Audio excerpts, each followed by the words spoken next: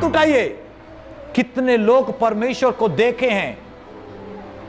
वो परमेश्वर कैसा है? वो परमेश्वर कैसा दिखता है? वो परमेश्वर का स्वभाव कैसा है? वो परमेश्वर किस प्रकार से आपके मध्य में रहता है? उसका चरित्र के विषय में, उसके स्वभाव के विषय में क्या आपने कभी जाना है? आपका परमेश्वर जिंदा है। आपका परमेश्वर ने सृष्टि बनाया, आपका परमेश्वर ने मनुष्य बनाया, आपका परमेश्वर ने हर एक चीज को सोच समझ के बनाया। क्या उस परमेश्वर के विषय में आप जानते हैं? हालेलुया। बाइबल में एक वचन लिखा हुआ है, यूना रचित सुसमाचार उसका 14:9 में लिखा हुआ है, यीशु ने कहा फिलिप्पुस से, हे फिलिप्पुस, जिसने मुझे देखा उसने पिता को देखा है। हालेलुया। बाइबल में कोई व्यक्ति परमेश्वर पिता को नहीं देखा है, लेकिन एकमात्र उसका प्रिय पुत्र जो पिता के गोद में था, उसका पुत्र जो उससे बातें किया, उसका पुत्र जो परमेश्वर के साथ में अनंत काल तक था, वही पुत्र अपने पिता को आपके बीच में प्रकट किया है। हालेलुया। वो पिता दयावंत है और वो दया प्रभु यीशु के ऊपर देख सकते हैं। प्रभु यीशु मसीह इस धरती पर जब आया, वो अपने आप को बड़ा बना सकता था, वो परमेश्वर के लेवल पे था, उसी के द्वारा सृष्टि किया गया, लेकिन बाइबल में लिखा हुआ है उसने अपने आप को जीरो कर दिया। फिलिप्पुस उसका 2 का उसने हालेलुया अपने आप को जीरो कर दिया। वो परमेश्वर के समानता में था, वो स्वर्गदूत का सबसे बड़ा अधिकारी था, वो स्वर्ग का सबसे पहला पुत्र था, उसका हालेलुया अधिकार सभी के ऊपर था। लेकिन आपको मैं बता दूं, दुष्ट आत्माएं भी उसके आगे झुक जाते, और ऐसा प्रभु अपने आप को जीरो कर दिया, ऐसा बाइबल में लिखा हुआ है। हालेलुया। बाइबल में लिखा हुआ है, यीशु ने कहा कि लोमड़ियों को तो होल होता है, वहां रहने के लिए जगह है, पक्षियों को भी घोंसला है, वो पहाड़ पे, घास पे, वो पेड़ पर बना लेते हैं, लेकिन बाइबल में लिखा हुआ यीशु को, मनुष्य का पुत्र जो स्वर्ग से इस धरती पर आया, सर धरने के लिए भी जगह नहीं, ऐसा लिखा है। क्या यीशु मसीह धनवान होने के लिए आया था? यीशु मसीह के पास, आपको मैं बता दूं, उसके पास बहुत ज्यादा धन नहीं था, उसके पास बड़े बंगले नहीं थे, यीशु के पास ज्यादा जमीन नहीं था। यीशु अपना दृष्टि किस चीज में लगाया? वो इसी चीज में लगाया कि पिता के इच्छा को पूरा करूं। हालेलुया। मेरे प्रियो, आप और मैं किन चीजों के और अपना दृष्टि को लगाते हैं? क्या आप यही सोचते हैं हमें खाना चाहिए, हमें पैसा चाहिए, हमें धन दौलत चाहिए, और उसके बाद इस संसार में 60, 70 साल, 80 साल जिए और मर जाएं? ऐसा सोच रखते क्या आप? अगर ऐसा सोच रखते तो सबसे बड़ा गरीब व्यक्ति आप ही हैं। आपका और मेरा दृष्टि यीशु के समान होने पाए। उसने इस धरती पर आकर लोगों को बताया हालेलुया स्वर्ग के राज्य के विषय में, और उसका दृष्टि एक ही था कि मैं प्रभु के पिता की इच्छा को पूरा करूं। Hallelujah, hallelujah. अगर बाइबल में लिखा है, अगर आप पढ़ेंगे लूका रचित सुसमाचार उसी में 14:9 में वो कहता है, जिसने पिता को देखा, जिसने मसीह को देखा, जिसने पुत्र को देखा, उसने पिता को भी देखा है। हालेलुया। पिता नम्र है, पिता दरिया दिल का परमेश्वर है, पिता वो तरस खाने वाला है, पिता हमें उद्धार देने वाला है, पिता हमसे प्यार करता है, पिता हमें सिखाता है, पिता हमें तैयार करता है, पिता हमारे मध्य में है। हालेलुया। बोलो प्रभु यीशु मसीह की, बोलो खुदा यीशु मसीह की। क्या आप जानते हैं यीशु का स्वभाव कैसा था? क्या आप जानते हैं यीशु मसीह किस तरह से अपने जीवन को इस संसार में जिया? हालेलुया। यीशु ने अपने जीवन काल में जब तक वो जिंदा था तब तक उसने एक भी पाप नहीं किया।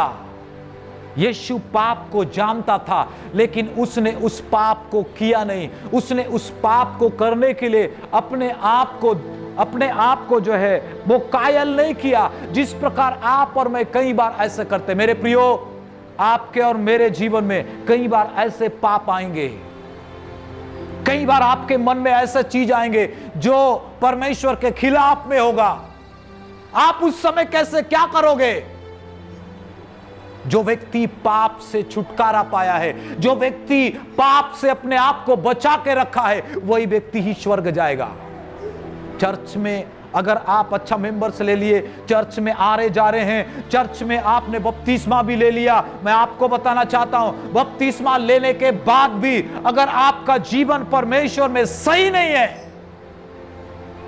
आपने अपने जीवन को पाप में ही बिताया है, आपका सोच गंदा चीजों में ही जाता है, आपका मन गंदे बातों में ही लगता है, आपका स्वभाव जैसे पुराना था उसी में ही आपका स्वभाव अभी भी, आपका ध्यान उसमें ही लगता है, तो याद रखो आप पाप के गुलाम हो।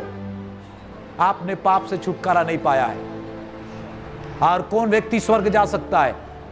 कौन व्यक्ति स्वर्ग जा सकता है? वही जिसने अपने पाप से अपने मन को फिराया है, अपने सोच को फिराया है, पाप के लालसाओं के लिए अपने शरीर को नहीं दिया, जिसने अपने आप को वश में रखना सीखा है, जिसने परमेश्वर के अधीन पर अपने जीवन को चलाया है, वही व्यक्ति ही स्वर्ग राज जाएगा, जिसका मन पाप से फिरा हुआ है।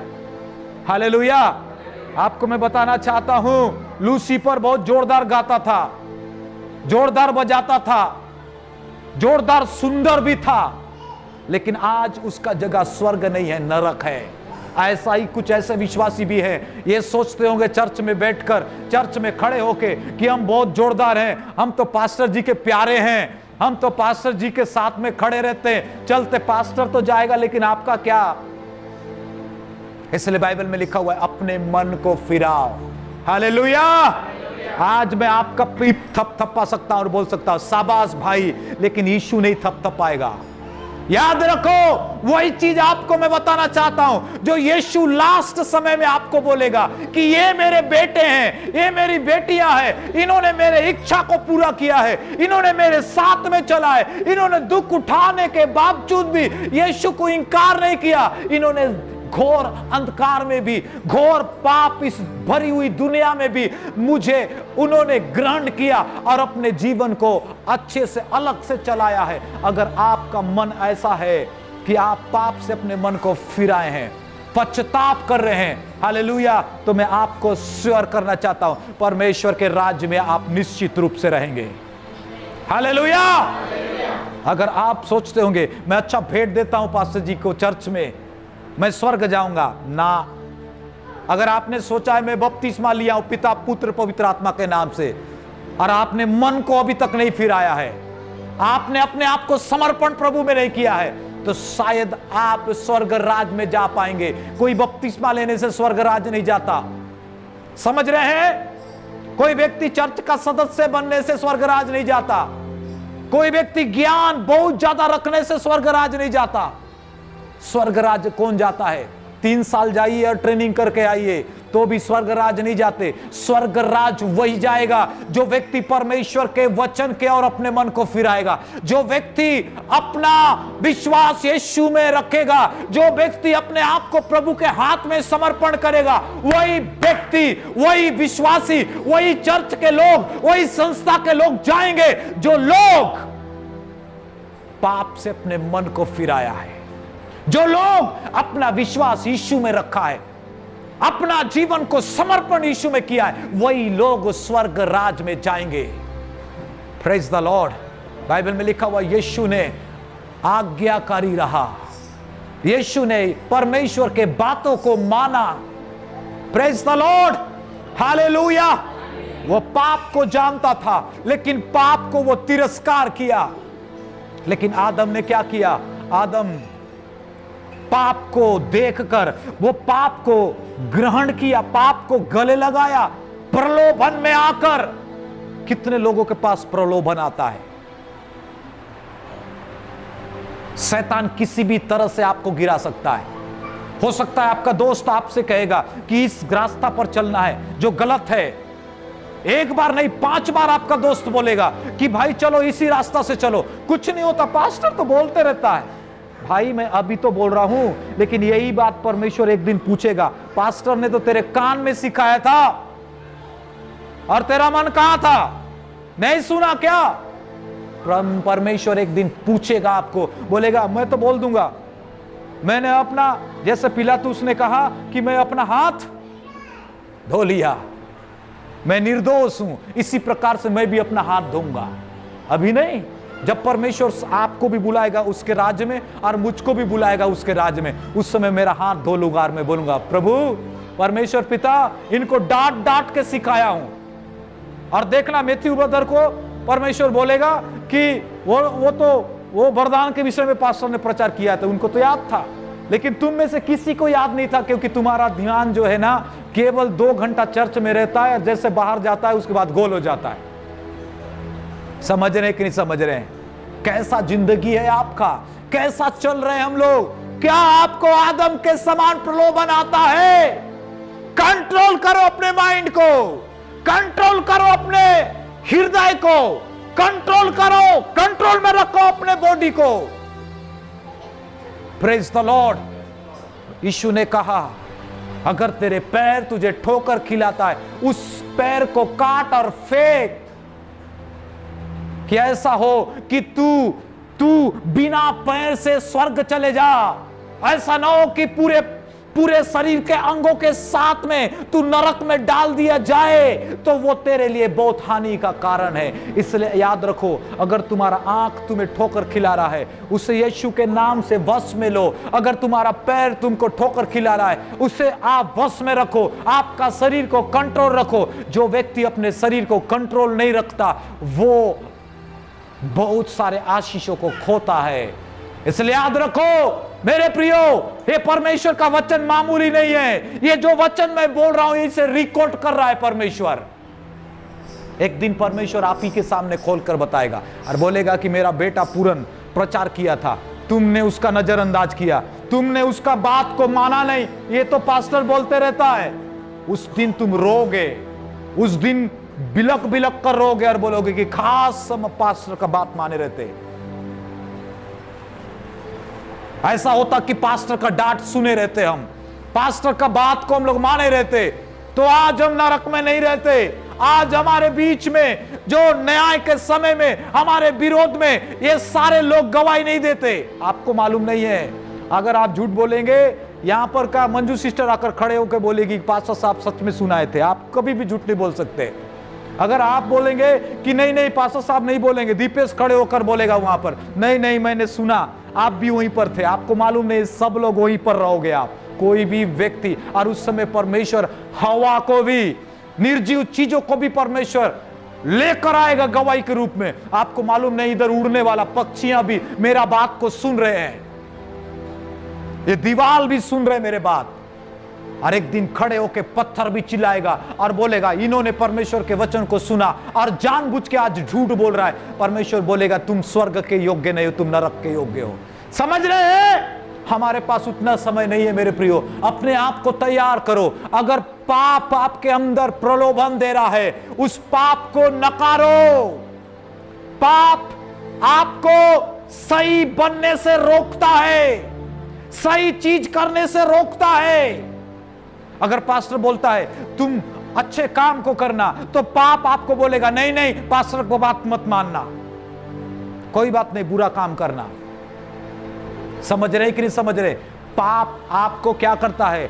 अंधा भी करता है, पाप आपको गुलाम भी बनाता है, और दूसरा पाप आपको अच्छा करने से भी रोकता है। आप प्रार्थना करने का कोशिश करोगे, आपकी प्रार्थनाएं रुक जाएगा। आप कोशिश करोगे लोगों के लिए भलाई करने के लिए, आप भलाई नहीं कर पाओगे। क्यों? क्योंकि ये पाप जो है आपको न केवल गुलाम बना के रखा है, न केवल प्रलोभन में आपको डाला है, ये पाप आपको अच्छा करने से भी रोकेगा। आप चर्च जाने का कोशिश करोगे, ये पाप आपको रोकेगा। प्रभु में बढ़ने का कोशिश करोगे, ये पाप आपको रोकेगा। और इसी रुकावट के कारण कई ऐसे बहन लोग हैं, कई ऐसे भाई लोग हैं, परमेश्वर के सेवा में तो हैं, परमेश्वर के सन्मुख पर वो अच्छा गवाही देते हैं, वो सेल मीटिंग चलाते हैं, अच्छा आराधना करते, बजाते अच्छा है, लेकिन आपको मैं बताना चाहता हूं वो कोशिश करते हैं कुछ अच्छा करने की, लेकिन उनसे अच्छा नहीं होता।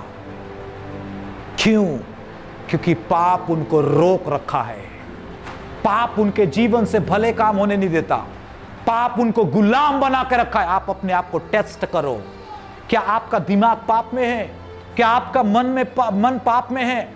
क्या आपका शरीर पाप में है? अगर इस प्रकार के गुलाम में हो तो याद रखो आप अच्छे भी नहीं कर पाओगे। इसीलिए आपको और मेरे को क्या करना है? परमेश्वर से प्रार्थना करो। यीशु हमारे ऊपर अनुग्रह किया है, परमेश्वर हमारे ऊपर अनुग्रह किया है, वो यीशु हमें क्षमा कर सकता है, यीशु हमें उस पाप के जाल से निकाल सकता है। ये पाप अगर आपके जिंदगी को अंधकार में रखा है तो ये वक्त है कि आप अपने आप को उससे छुड़ा सकते हैं। कौन छुड़ाएगा? यीशु आपकी मदद करेगा, यीशु आपकी मदद करेगा। यीशु ने कहा, हे बोझ से दबे हुए लोगों, मेरे पास आओ, मैं तुम्हें विश्राम दूंगा।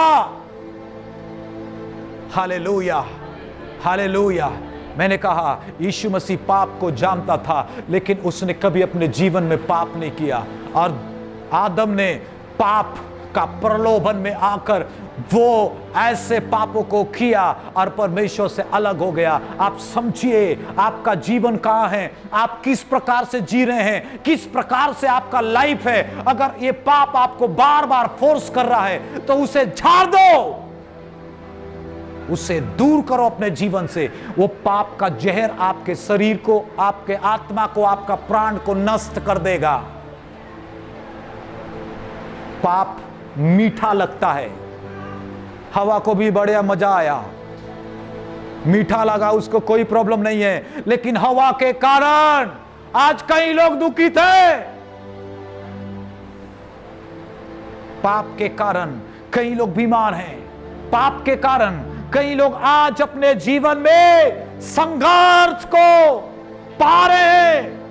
उनका जीवन में शांति नहीं है, उनका जीवन में आनंद नहीं है। ये पाप जो है उन्हें ले डूबा है, और इसलिए आज लोग बीमार रहते, इसलिए लोग आज परेशान रहते, इसलिए लोग, ये जो पाप का जहर है वो धीरे धीरे सब चीज को मार के खत्म करेगा। आपका शांति खत्म हो जाएगा, आनंद खत्म हो जाएगा, आपका लाइफ का जो शांति है, आपका लाइफ का जो चीजें हैं वो सब चीज खत्म हो जाएगा। आप ये मत सोचिए कि मेरे पास बहुत कुछ है, मैं संभाल लूंगा। ये धीरे से आपका लाइफ को पूरा चट के खत्म कर देगा, आपका जीवन को खोखला कर देगा, और आप कहीं का नहीं रहेंगे। एक समय ये जो पाप है आपको ऐसा जगह पर, एक दिन तो आप लोगों के बीच में खड़े होकर प्रचार करते थे, एक दिन तो लोगों के बीच में आप खड़े होकर लोगों के बीच में लोगों को अच्छा बातें बताते थे, लेकिन ये पाप आपको ऐसा बना सकता है कि आप लोगों के बीच में से तो निकलेंगे, लेकिन एक दिन ऐसा खड़ा कर देगा आपको, रास्ते में रहेंगे, आपके साथ कोई नहीं रहेंगे। ये पाप आपको कहीं का नहीं छोड़ेगा। ये मीठा जहर है जो धीरे धीरे आपके शरीर को, आपके जीवन को खत्म कर देगा। इसलिए अगर गुप्त में कोई व्यक्ति यहां पर पाप कर रहा है, गुप्त में अगर आपको पाप मजा आ रहा है, आपको ऐसा लगता है मैं प्रभु में भी रहूंगा और मैं गलत काम भी करूंगा, कोई प्रॉब्लम नहीं है, दंड देने वाला कौन है? पास्टर क्या करेगा, मेरे पास तो पैसा है, हिम्मत है, जोरदार हूं व्यक्ति, ओ मेरे पास तो इतने घर कुड़ी, बहुत सारे लोग हैं, कौन मुझे उंगली उठाएगा? मैं नहीं उंगली उठाऊंगा तो क्या हुआ, मेरा परमेश्वर आपके विरुद्ध उंगली उठाएगा। समझ रहे कि नहीं समझ रहे? अगर मैं आज नहीं डांटा, आप एक दिन परमेश्वर का डांट से आप बिल्कुल भी खड़े नहीं रह पाओगे। समझ रहे कि नहीं समझ रहे? इसलिए बाइबल में लिखा है कि आप और मैं, गुप्त में जो पाप है, गुप्त में जो आप कर रहे हैं, वो बहुत ज्यादा आपको धोखा दे रहा है। आप गलत काम में बहन, आप गलत काम में भाई, अपने आप को वहां से छुड़ाओ, जितना जल्दी हो सकता है उससे निकलो, नहीं तो बहुत लेट हो जाएगा, बहुत लेट हो जाएगा। समझ रहे कि नहीं समझ रहे हैं? यीशु ने भी कहा, हालेलुया, जो व्यक्ति शरीर से चलता है वो शरीर का गुलाम है, और जो व्यक्ति आत्मा में चलता है वो आत्मा का। Praise the Lord, hallelujah.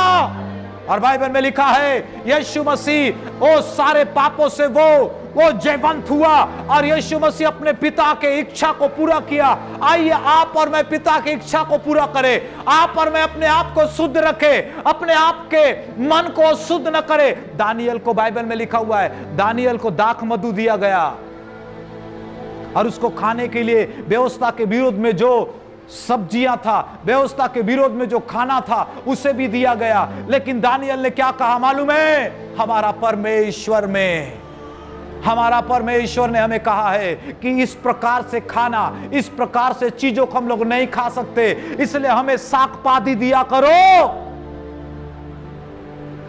Daniel ने रिक्वेस्ट किया और उसने कहा कि हम बिल्कुल भी उस भोजन को नहीं करेंगे जो भोजन राजा देता है और वो भोजन व्यवस्था के विरोध में है। हो सकता है वो भोजन मांस हो जो व्यवस्था के विरोध हो। दानियल कहता है मैं बिल्कुल हाथ नहीं लगाऊंगा। और बाइबल में लिखा हुआ है वो दानियल साग पात खाता था। आपके जवान सिंपल खाना खाता था और परमेश्वर ने उसे इतना बुद्धि दिया, जो मटन खाते थे, चिकन खाते थे, जो दाक मधु खाते थे, राजा के कंफर्टेबल में रहते थे, उनके अपेक्षा ये साग पात खाने वाले लोग उनसे सुंदर हो गए, उनसे ज्यादा बुद्धिमान हो गए। इसलिए याद रखो, अगर कोई पाप का चीज आपके सामने परोस रहा है उसे मना करना सीखो। अगर कोई आपका दोस्त आपसे कहता है कोई बात नहीं ये कर ले, कोई बात नहीं मेरे साथ चल, कोई बात नहीं, पास्टर क्या देखता है? आपका परमेश्वर देखता है। पास्टर नहीं देखने से क्या हुआ? स्वर्गदूत देख रहे हैं, आपके बारे में लिख रहे हैं। Praise the Lord, hallelujah. इसलिए याद रखो, आप क्या चीज में, चाहे वो मोबाइल हो, रात के समय कंबल ढाको और मोबाइल देखते रहो, अंदर में गलत गलत पिक्चर मन, गलत गलत फोटो देखो। पास्टर नहीं देख रहा है, आपके मम्मी पापा नहीं देख रहे हैं, लेकिन कौन देख रहा है? कौन देख रहा है? छोड़ेगा क्या परमेश्वर? याद रखो। इसीलिए चाहे नेट हो, चाहे वो पुस्तक हो, चाहे वो दोस्तों के द्वारा हो, चाहे वो मोबाइल हो, चाहे वो इंटरनेट हो, चाहे वो किसी कथा कहानी में जो गलत चीजें हैं, आप उसे खाते हो, रिसीव करते हो, अपने दिमाग में रखते हो, वो आपके लिए घातक बनेगा, आपके लिए हानिकारक बनेगा, वो आपको नाश कर सकता है। इसलिए बचो। परमेश्वर टाइम दिया है, जब तक यीशु मसीह आएगा तब तक आपके पास टाइम है उससे बचने के लिए, और जब यीशु मसीह आ जाएगा उसके पास टाइम खत्म।